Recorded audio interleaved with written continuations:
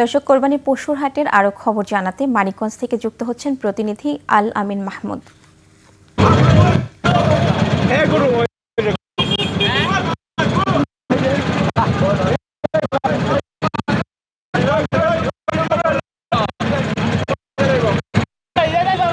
কেমন দেখছেন হাটের পরিস্থিতি? বেচাকেনা কেমন চলছে জানান।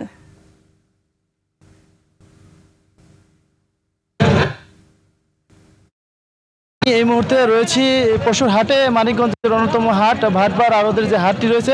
আপনি দেখতেই পাচ্ছেন যে আমার পিছনে কিন্তু লম্বা গাড়ি সিরিয়াল রয়েছে, ভিতরে কিন্তু বড় হাট রয়েছে। এখানে কিন্তু আমাদের প্রত্যেকটা সেকেন্ডে কিন্তু এখান দিয়ে আমাদের পশুবাহী গাড়ি চলাফেরা করছে। এখানে কিন্তু যতটুকু দেখানো যায় যে এখানে সব ধরনের পশু এখানে রয়েছে। এখানে বিশাল একটি হাট রয়েছে, সেখানে ছোট গরুর পরিমাণ কিছুটা কম রয়েছে, কিন্তু মাঝারি গরুগুলো রয়েছে সেগুলোর পরিমাণ কিন্তু অনেক বেশি রয়েছে, কিন্তু বড় গরুর পরিমাণ খুবই কম। কিন্তু বর্তমানে যে চাহিদা রয়েছে, গত দুদিন কিন্তু বেচাকেনা কম হলো, কিন্তু বর্তমানে আজকে কিন্তু কাস্টমারের চাপ কিন্তু অনেক বেশি রয়েছে।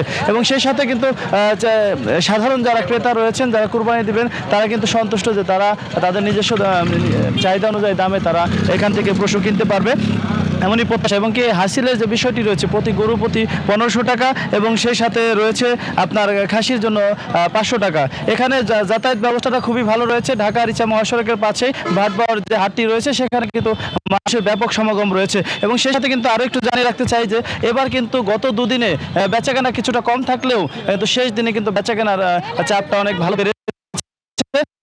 এখন দেখার বিষয় যে শেষ পর্যন্ত কেমন কি হয়।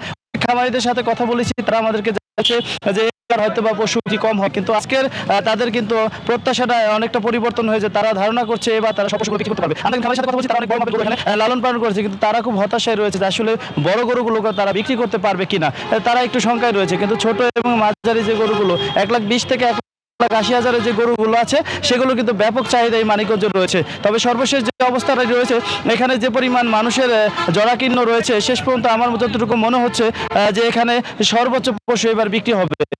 এই ছিল সর্বশেষ মানিকগঞ্জের গরুর হাট থেকে। মাহমুদ, আপনাকে ধন্যবাদ। দর্শক, হাটের পরিস্থিতি জানালেন মানিকগঞ্জ প্রতিনিধি আল আমিন মাহমুদ।